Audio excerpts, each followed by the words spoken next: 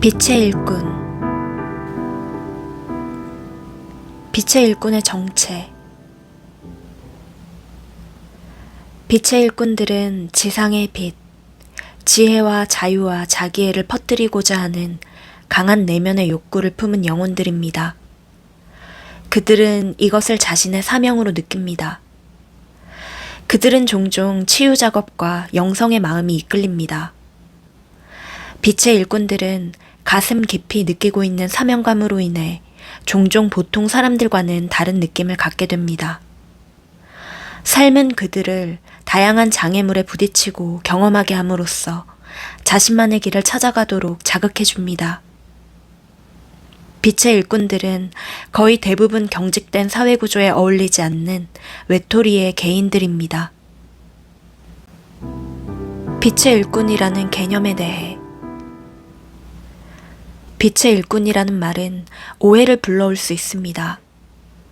그것은 특정 그룹의 영혼들을 나머지 영혼들로부터 따로 드러내기 때문입니다. 이 말은 특정한 그룹이 어떻게든 다른 이들, 즉 빛을 위해 일하지 않는 이들보다 우월함을 암시하는 뜻으로 받아들여질 수도 있습니다. 이것은 빛의 일꾼의 본성과 의도와는 완전히 어긋납니다. 그게 어떻게 틀리는지를 간단히 말해보겠습니다. 첫째, 우월성을 주장하는 것은 대개 깨닫지 못한 상태입니다. 그것은 자유와 사랑에 찬 의식으로 성장하는 것을 가로막습니다. 둘째, 빛의 일꾼은 다른 사람들보다 조금도 낮거나 높지 않습니다. 그들은 단지 이 그룹에 속하지 않는 사람들과는 다른 과거 내력을 가지고 있을 뿐입니다. 아래에서 이야기할 이 특별한 과거 때문에 그들은 한 그룹으로 구분되는 특별한 심리적 성향을 지니고 있습니다.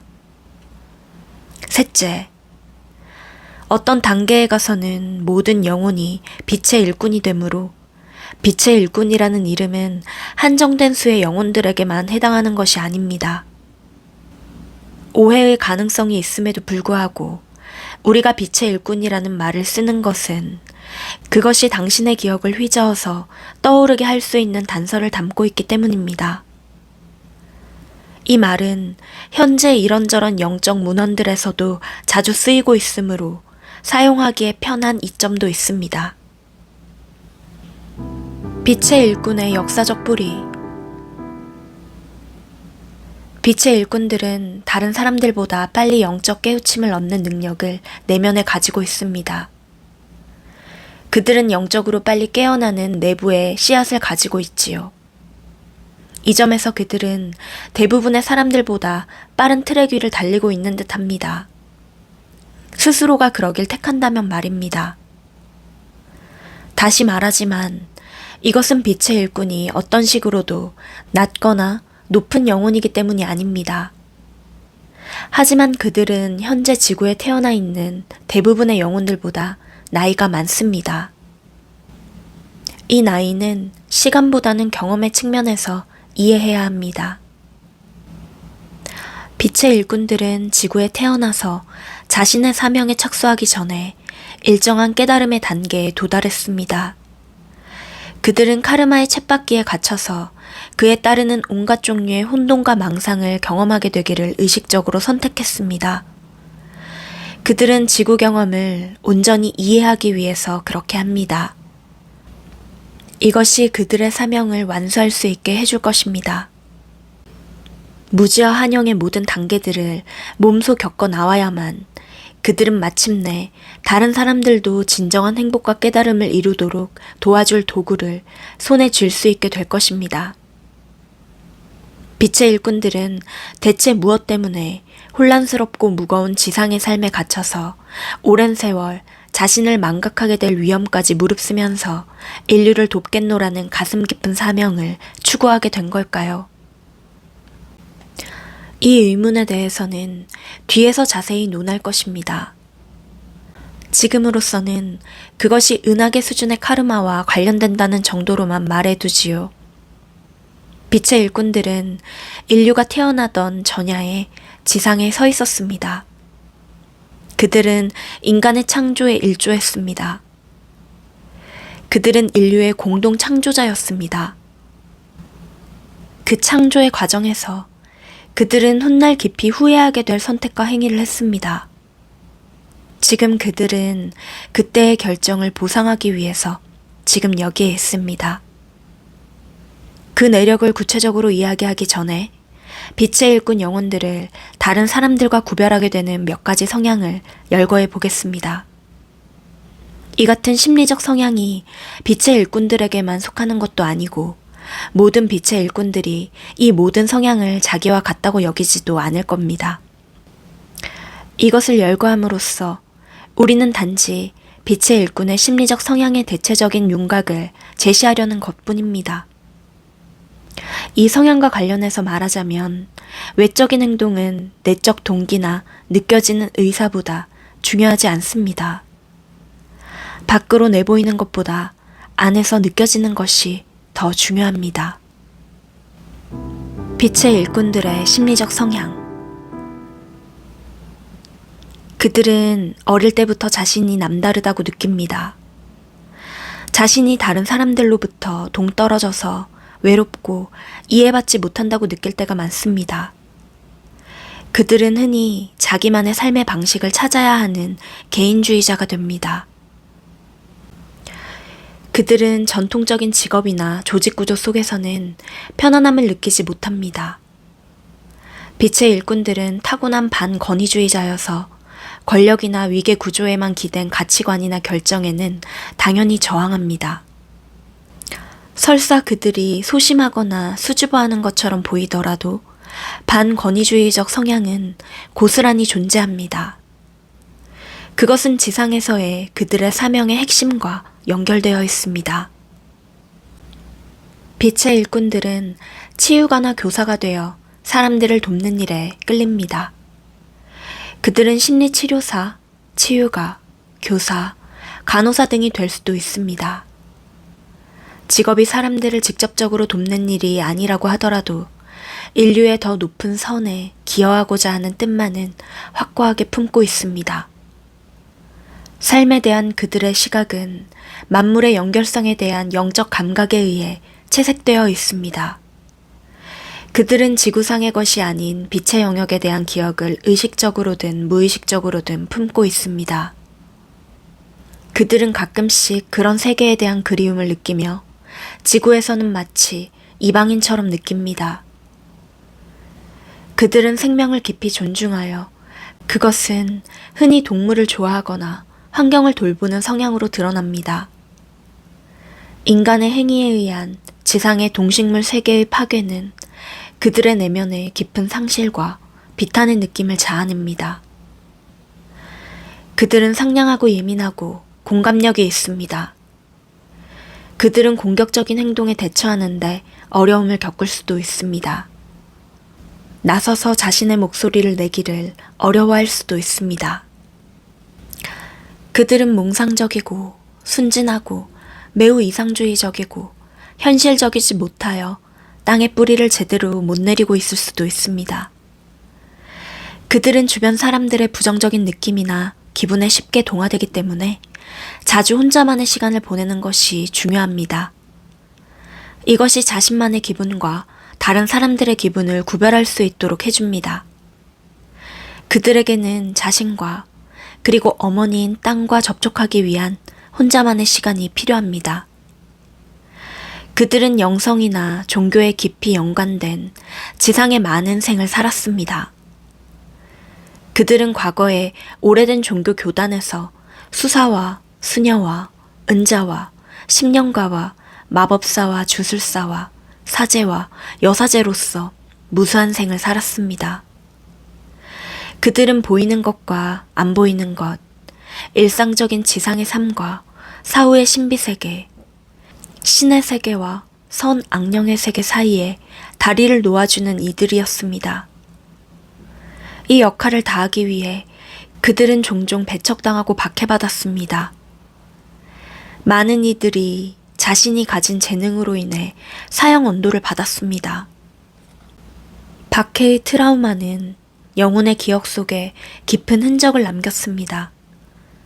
이것이 이 생에서는 온전히 땅을 딛고 사는 것에 대한 두려움, 즉, 지금 여기에 온전히 존재하는 것에 대한 두려움으로 나타날 수 있습니다. 자신이 그런 사람이라는 이유만으로 잔인하게 공격당했던 일을 기억하고 있기 때문이지요.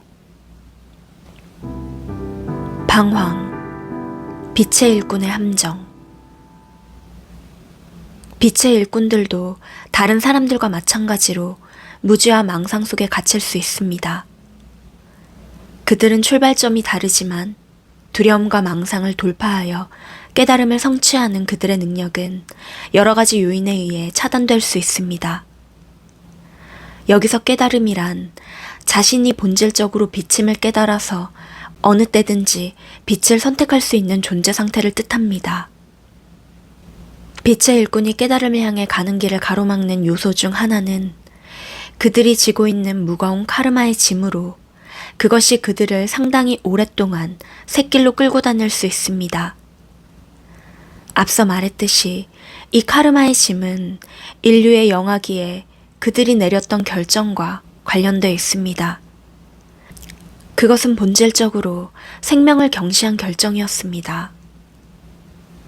모든 빛의 일꾼들은 이제 과거에 저지른 자신들의 실수를 일부 바로잡아 그 때문에 파괴된 것을 회복하고 소중히 기르고자 하는 소망의 화신들입니다.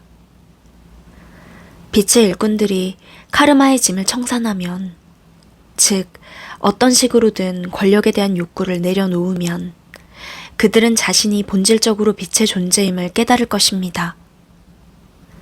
이것은 그들로 하여금 다른 이들이 자신의 참 자아를 발견하도록 도와줄 수 있게 해줄 것입니다. 하지만 먼저 그들 스스로가 그 과정을 거쳐야만 합니다. 이것은 대개 내면의 엄청난 결심과 인내를 요합니다. 사회는 그들의 본성과 충동에 반하는 가치와 판단을 주입시키기 때문에 많은 빛의 일꾼들이 길을 잃고 자기의심, 자기 부정, 심지어는 우울증과 절망에 빠지고 맙니다. 이것은 그들이 기존 질서에 적응하지 못하기 때문인데 그들은 이것을 자신이 뭔가 끔찍하게 잘못되었기 때문이라고 결론 짓고 맙니다. 여기서 빛의 일꾼이 해야 할 일은 외부, 부모와 친구와 사회로부터 인정을 구하기를 멈추는 것입니다. 이 글을 읽고 있는 여러분도 언젠가는 진정한 힘을 얻기 위한 중대한 도약을 해야만 합니다. 그것은 곧 자신을 진정으로 신뢰하고 자기 본연의 이끌림과 내면의 지혜를 진정으로 존중하여 그에 준하여 행동함을 뜻합니다. 우리는 여러분이 그렇게 하기를 권합니다. 그리고 그 길을 가는 여러분의 걸음걸음마다 우리가 함께할 것을 약속합니다. 그리 머지않은 미래에 여러분이 다른 이들의 걸음에 함께하게 될 것과 마찬가지로 말입니다. 빛의 일꾼들의 은하계 역사, 영혼의 탄생. 빛의 일꾼 영혼들은 지구와 인류가 탄생하기 아주 오래전에 태어났습니다. 영혼들은 파동 속에서 태어났습니다. 영혼에는 시작도 끝도 없이 영원한 느낌이 있습니다. 그러나 다른 면에서 영혼은 어떤 시점에 태어납니다. 그들의 의식이 개체적 자아의 의미를 띠게 되는 것은 이 시점입니다. 이 시점 이전에도 그들은 이미 하나의 가능성으로서 존재합니다. 하지만 아직 나와 타자라는 의식은 없습니다. 나라는 의식은 어떻게든 에너지 그룹들 사이에 경계선이 그어질 때 생겨납니다. 이것을 설명하려면 비유로 돌아가야 합니다. 잠시 대양을 생각하고 그것을 끊임없이 섞여 있다, 나뉘었다 하면서 흐르는 에너지의 거대한 장으로 상상해 보세요. 이 대양에 의식이 가득히 흩어져 있다고 상상해 보세요. 원한다면 그것을 대양영이라고 불러도 좋습니다. 잠시 후 대양의 어떤 곳들에 의식이 집중됩니다. 이곳의 의식은 더 집중되어 있어서 인근에 비해 밀도가 높습니다. 대양 전체에서 이 같은 차이가 발생하면서 대양 속에 투명한 형체들을 만들어냅니다. 집중된 의식의 점인 이 형체들은 그 환경과는 독립적으로 움직입니다. 그들은 자신을 대양과 다른 것으로 경험합니다. 여기서 일어나고 있는 일이 원시적인 자아 혹은 자아의식의 탄생입니다. 집중된 의식의 점은 왜 대양의 다른 부분이 아닌 그 특정한 부분에서 일어난 것일까요? 그것은 설명하기가 아주 어렵습니다. 하지만 이 같은 과정에 아주 자연스러운 뭔가가 있다는 것이 느껴지는가요? 밭에다 씨를 뿌리면 싹을 틔운 그 각각의 식물들은 자기만의 시간과 리듬에 따라 자라날 것입니다. 어떤 것도 다른 것과 똑같은 크기로 혹은 똑같이 수월하게 자라지는 않습니다. 어떤 것은 전혀 자라지 않기도 할 것입니다. 밭의 이곳과 저곳에는 차이가 있습니다. 왜 그럴까요? 대양의 에너지는 직관적으로 그 모든 의식의 흐름 혹은 층들 하나하나에게 가능한 최선의 표현을 찾아냅니다. 대양 속에서 각각의 의식의 점들이 형성되는 동안에 외부로부터 대양에 작용하는 어떤 힘이 있습니다. 아니면 있는 것처럼 보입니다. 이것은 당신을 창조한 그것의 남성적 측면으로 볼 수 있는 신의 숨결의 힘입니다. 반면에 대양은 수용하는 쪽, 여성적 측면을 상징합니다. 남성적 측면은 개체화된 의식의 덩어리로 분화하고 분리되는 과정을 촉진하는 대양 속으로 쏟아져 내리는 광선으로 심상화할 수 있습니다. 그것은 모판을 따뜻하게 데워주는 햇볕과도 같습니다. 대양과 광선은 함께 대천사라 일컬을 수 있는 존재를 형성시킵니다. 그것은 남성과 여성의 측면을 모두 갖춘 대천사의 에너지입니다. 그리고 그것은 여러분 앞에 자신을 나타내거나 표현하는 천사의 에너지입니다. 의식의 개체화된 단위인 영혼은 태어난 후 오랜 세월 집으로 삼았던 대양의 일체화된 상태를 서서히 떠나갑니다. 영혼은 갈수록 분리되어 혼자가 된 상태를 자각하게 됩니다. 이 자각과 함께 최초로 영혼에게 모종의 상실감 혹은 결핍감이 일어납니다. 하나의 개체화된 존재로서 그 탐사의 길에 나설 때 영혼은 전체성에 대한 어떤 열망, 자신보다 큰 뭔가에 속하고자 하는 갈망을 품게 됩니다. 영혼의 깊은 내면에는 모든 것이 하나인 나와 타자가 없는 의식 상태에 대한 기억이 담겨 있는 것이지요. 이것이 영혼이 집으로 여기는 그것입니다. 황홀한 일체 상태, 완벽한 유동성과 안전함이 있는 그곳 말입니다. 마음 뒤편에 이런 기억을 간직한 채 영혼은 경험과 내적 탐사의 무수한 들판을 지나 현실을 가로지르는 여행에 나섭니다.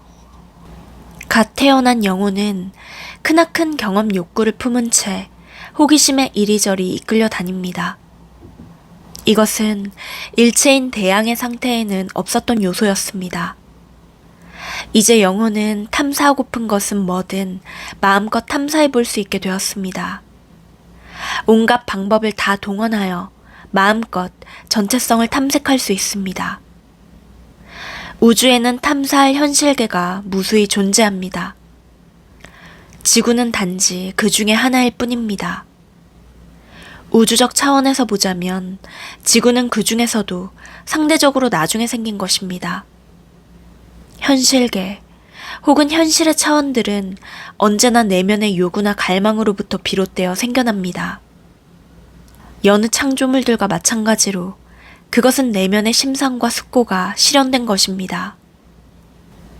지구는 서로 충돌한 온갖 현실들로부터 원소를 끌어모으고자 하는 내부의 욕망으로부터 창조되었습니다.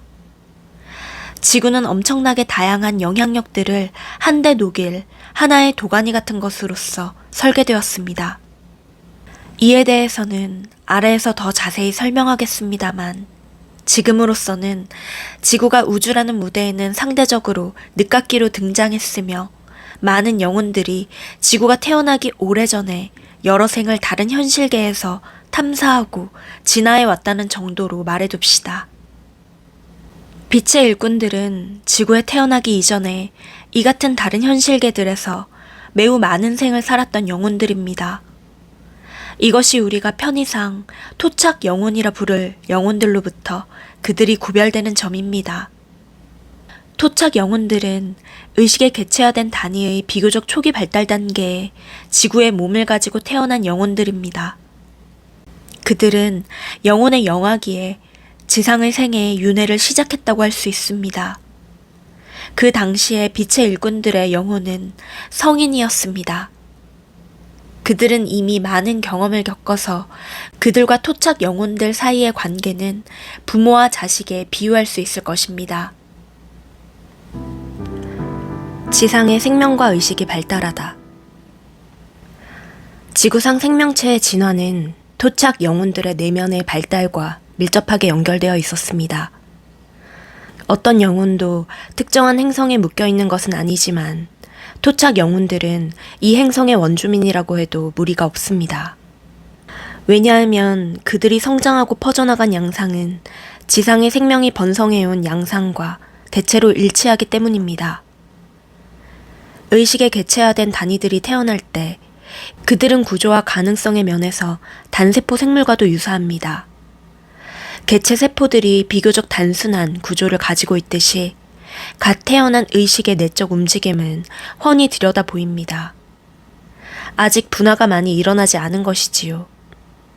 그들의 발 아래는 물질적으로나 영적으로나 광활한 가능성의 세계가 펼쳐져 있습니다. 갓 태어난 의식 단위로부터 자신을 반추할 줄 알고 환경을 관찰하고 그에 반응할 줄 아는 종류의 의식으로 발달해가는 것은 단세포 생물이 환경과 다양한 방식으로 상호작용하는 다세포 생물로 발달해가는 것과 얼추 비슷합니다. 우리는 지금 영혼의 의식의 발달 과정을 생명의 생물학적 발달 과정과 비교해보고 있는데 이것은 단순한 비유가 아닙니다. 사실 지구상에서 일어난 생명의 생물학적 발달 과정은 토착 영혼들 쪽에 탐사하고 경험해가고자 하는 영적 욕구의 배경에 비추어서 바라보아야만 합니다. 이 탐사욕 혹은 요구야말로 지구상의 풍부하고 다채로운 생명체가 탄생하게끔 불러낸 그것입니다. 말했듯이 창조는 언제나 의식의 내적 움직임의 산물입니다. 여러분의 과학이 현재 수용하고 있는 진화론은 이 행성의 생명 발달 과정을 어느 정도는 올바로 설명하고 있지만 이 심오한 창조적 과정 배후에 감추어진 동기인 내적 추동력은 완전히 간과하고 있습니다.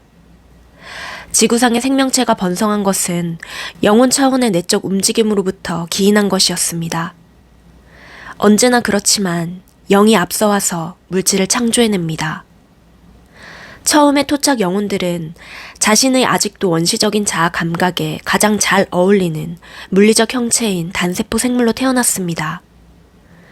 경험을 얻고 그것을 소화하여 의식 속에 통합시키는 기간을 지나고 나자 이제는 좀 더 복잡한 물리적 표현 수단이 필요해졌습니다. 더 복잡한 생명체가 출현하게끔 재촉한 것은 바로 이것이었습니다. 그 집단의식이 지구를 지배하고 살게 된 토착 영혼들의 내적 요구와 갈망에 응답하여 의식이 그 물리적 형태를 창조해낸 것입니다. 새로운 종들의 형성과 토착 영혼들이 그 종들 속의 한 개체로서 태어난 것은 생명과 의식에 벌인 하나의 위대한 실험을 보여줍니다. 진화는 우연이나 사고가 일으키는 것이 아니라 의식이 이끌어가지만 그것은 예정된 발달 경로를 따라가지 않습니다.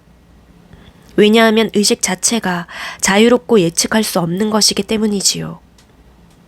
토착 영혼들은 온갖 종류의 동물을 가지고 실험을 벌였습니다. 그들은 동물 왕국의 몇 가지 신체에 깃들었지만 모두 동일한 발달 경로를 경험하지는 않았습니다. 영혼의 발달 경로는 여러분이 추측하는 것보다 훨씬 더 변덕스럽고 모험적입니다.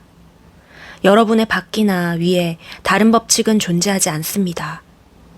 여러분이 여러분의 법칙인 것입니다. 그러니 예컨대 원숭이의 입장에서 생명을 경험해보고 싶어 한다면 여러분은 언젠가는 원숭이의 몸속에 살고 있는 자신을 발견하게 될 것입니다. 날 때부터든지 아니면 일시적인 탐방자로서든지 말입니다. 영혼, 특히 젊은 영혼은 경험과 표현을 갈구합니다. 영혼의 이 같은 탐사욕이야말로 지상의 다양한 생명체가 번성하게 한 원인입니다.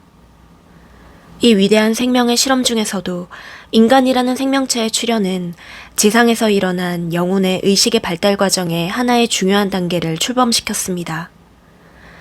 이것을 더 자세히 설명하기 전에 먼저 영혼의 내적 발달의 단계를 전반적으로 살펴보겠습니다. 진화해가는 의식, 영아기, 성년기, 노년기. 영혼의 의식이 개체화된 단위로서 탄생한 이후 발달해가는 과정을 살펴보면 그것은 대체로 세 가지 내적 단계를 거칩니다. 이 같은 단계는 의식이 살기로 혹은 경험하기로 택한 현실계가 어떤 것이든 상관없이 존재합니다. 1. 순진무구한 단계, 낙원. 2. 애고의 단계, 죄. 3. 제2의 순진무구 단계, 깨달음. 이 단계들을 영아기, 성년기, 노년기로 비유할 수도 있습니다. 영혼이 의식의 개체화된 단위로 태어나면 그들은 지극히 행복하고 안전하게 안전한 것으로 기억되는 일체성의 대안과 같은 상태를 떠납니다.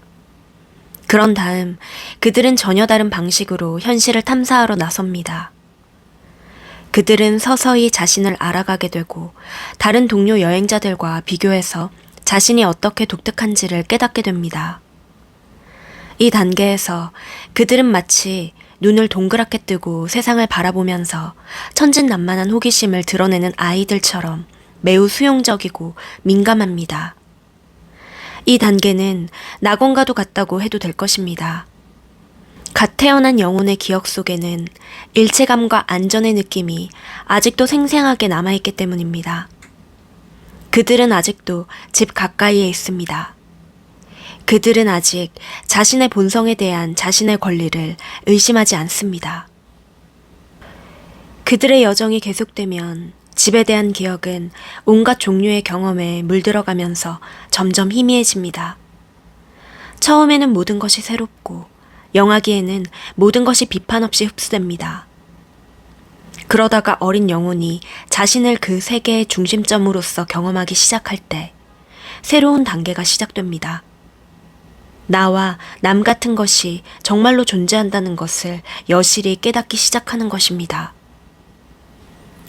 영혼은 이 깨달음에 준하여 행동함으로써 그것이 환경에 어떤 영향을 미칠 수 있는지를 실험해 보기 시작합니다. 자신의 의식에서 나온 어떤 것을 해본다는 생각 자체가 새로운 것입니다. 전에는 스쳐 지나가는 흐름을 다소간 수동적으로 받아들이기만 했었지만 이제는 영혼의 내면에서 자신이 경험하는 것에 영향력을 미칠 수 있는 힘에 대한 자각이 커져가는 것입니다. 이것이 에고 단계의 시작입니다. 에고란 원래 외부 세계에 영향을 미치기 위해 자신의 의지를 사용하는 능력을 말합니다. 에고 본연의 기능은 단지 영혼으로 하여금 하나의 분리된 존재로서 자신을 온전히 경험하게 해주는 것이라는 사실을 주목하세요. 이것은 영혼의 진화 과정에서는 자연스럽고도 긍정적인 발달 단계입니다. 에고 자체는 나쁜 것이 아닙니다. 하지만 에고는 자꾸 확장해 가려고 하거나 공격적으로 변할 수 있는 성향을 지니고 있습니다.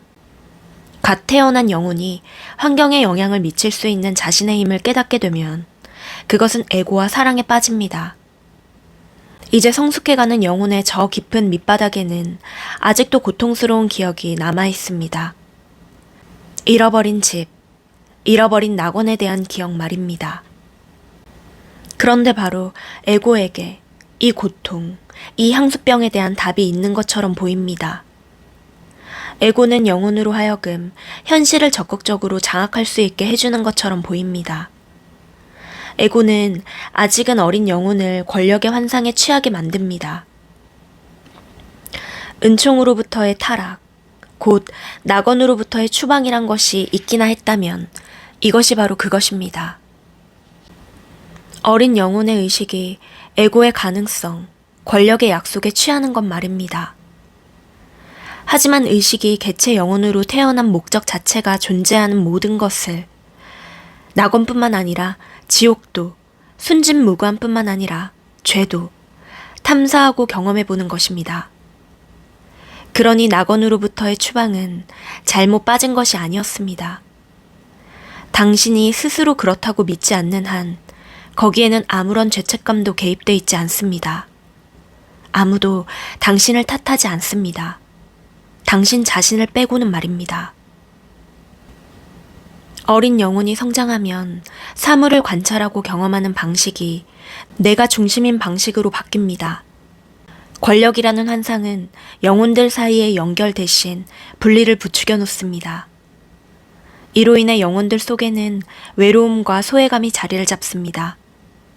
정말로 자각하지는 못하지만 영혼은 권력을 추구하는 투사, 전사가 됩니다. 권력이야말로 마음을 놓을 수 있게 해주는 유일한 것처럼 보입니다. 당분간은요. 우리는 위에서 영혼의 의식의 세 번째 발달 단계를 깨달음의 단계, 제2의 순진무구, 곧 노년기로 구분했었습니다. 이 단계에 대해서는 특히 두 번째 단계에서 세 번째 단계로 넘어가는 과정에 대해서는 이 시리즈의 뒷부분에서 할 이야기가 많을 것입니다. 지금은 토착 영혼에 대한 우리의 이야기로 돌아가서 에고 단계의 깨어남이 지상의 인류가 출현한 것과 어떻게 맞아떨어지는지를 밝히고자 합니다. 에고 단계에 진입하는 토착 영혼, 인류의 지상 출현. 토착 영혼들이 동식물의 삶을 탐사한 단계는 내면의 차원에서는 순진무구의 단계, 곧 낙원과 일치했습니다. 지상에는 천사와 천신의 세계로부터 온 영적 존재들의 인도와 보호하에 생명이 번성했습니다. 천신들은 에테르 차원에서 일합니다. 즉, 천사들보다 물질계에 더 가깝습니다.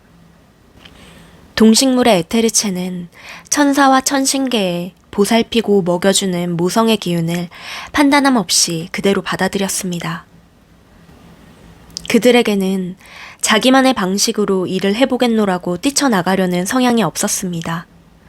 모든 생명체들 사이에는 아직도 크나큰 일체감과 조화가 있었습니다. 그러나 유인원의 출현은 의식의 발달 단계에 일대 전환점을 찍었습니다. 핵심적으로는 뇌의 발달을 통한 직립보행에 의해 유인원 속에 깃든 의식은 자신의 환경을 더 쉽게 장악할 수 있는 힘을 획득했습니다. 유인원의 몸을 입은 의식은 주변 환경에 대해 더 큰 힘을 가질 때 일어날 법한 경험을 하기 시작했습니다.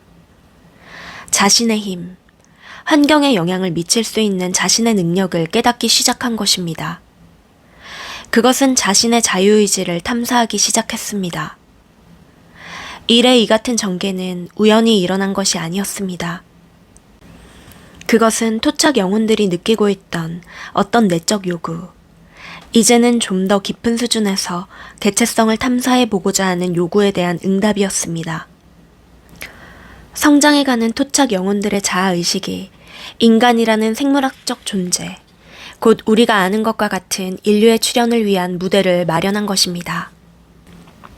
토착 영혼들이 에고의 단계에 진입할 준비를 갖추자 인류가 창조되어 이 영혼들로 하여금 자유의지를 지닌 생명체를 경험해 볼 수 있게 해주었습니다.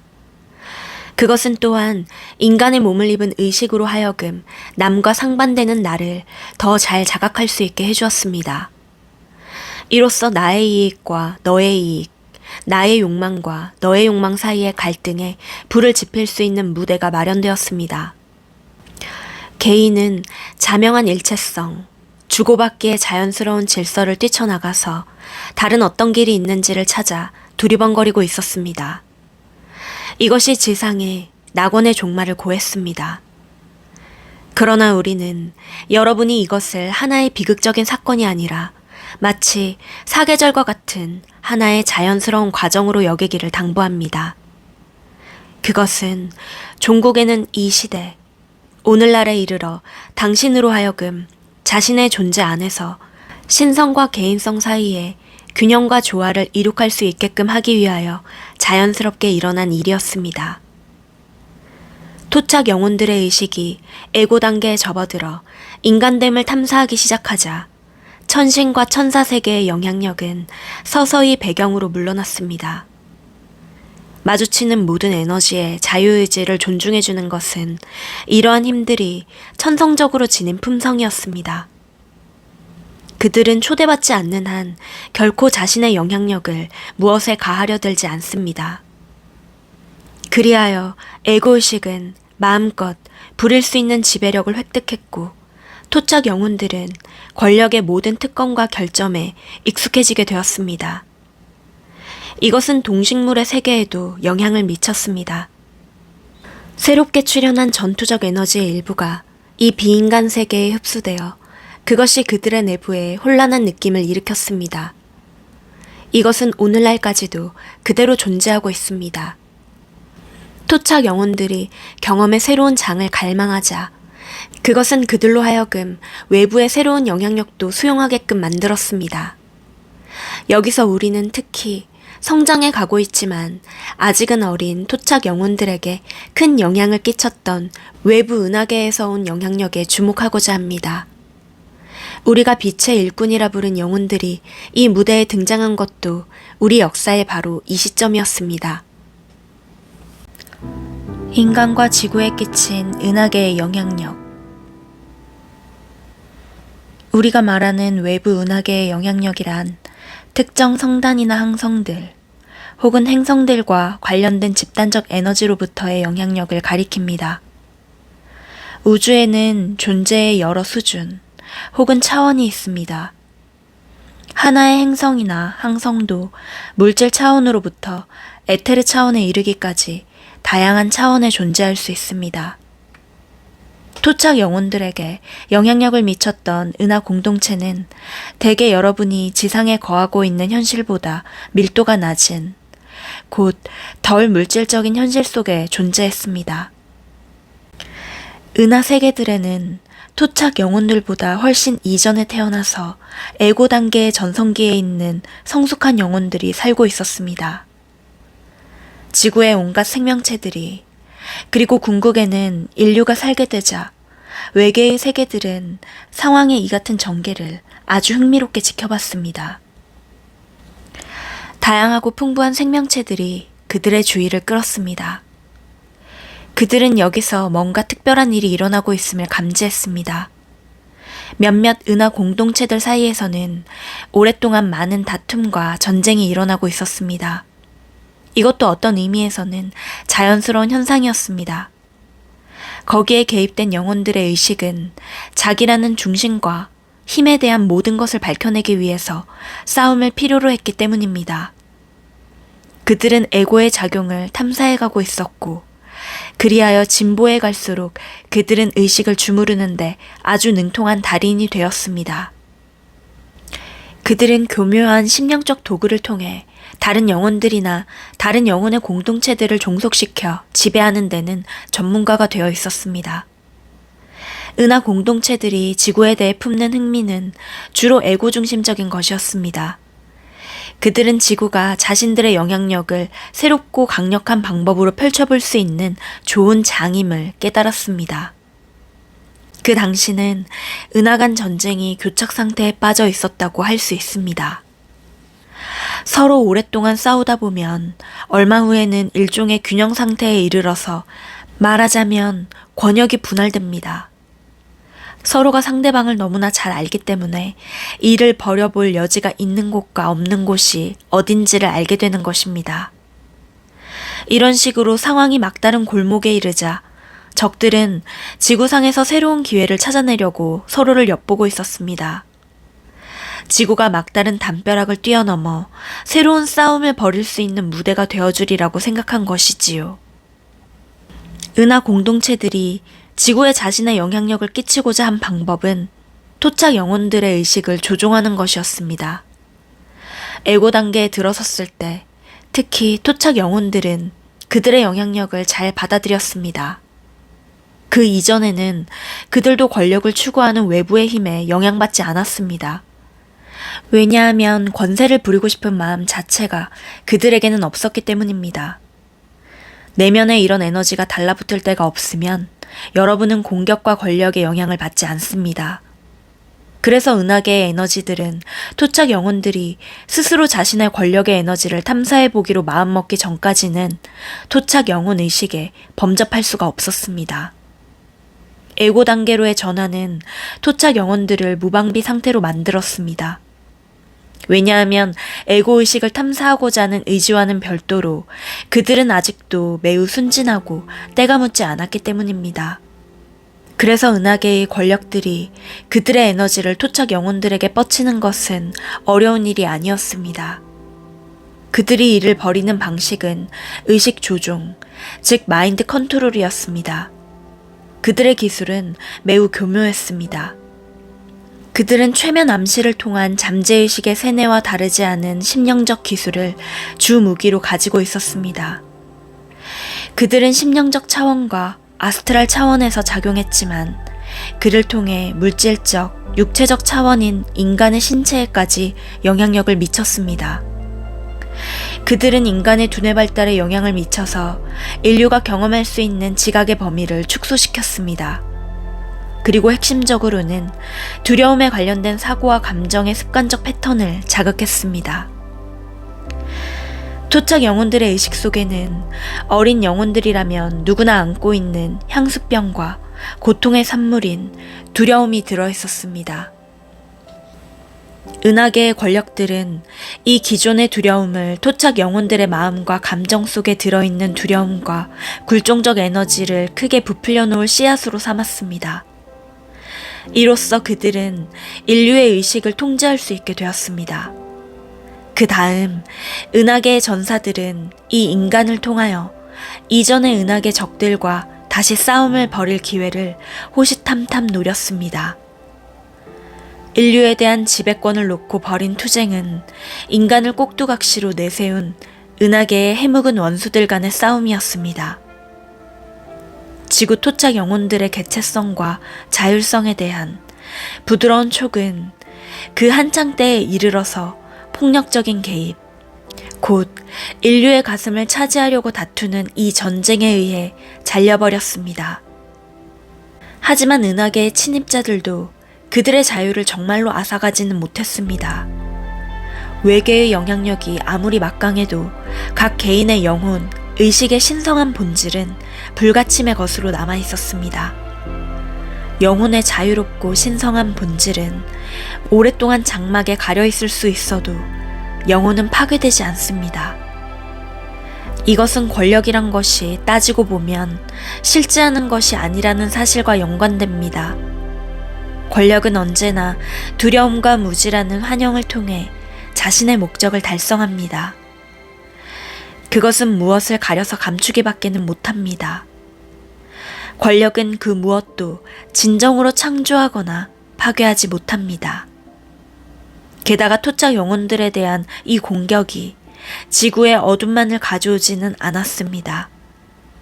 그것이 뜻밖에도 은하계 전사들의 의식에 심오한 변화, 의식의 다음 발달 단계인 깨달음, 곧 제2의 순진무구 상태를 향한 전환을 촉발했던 것입니다.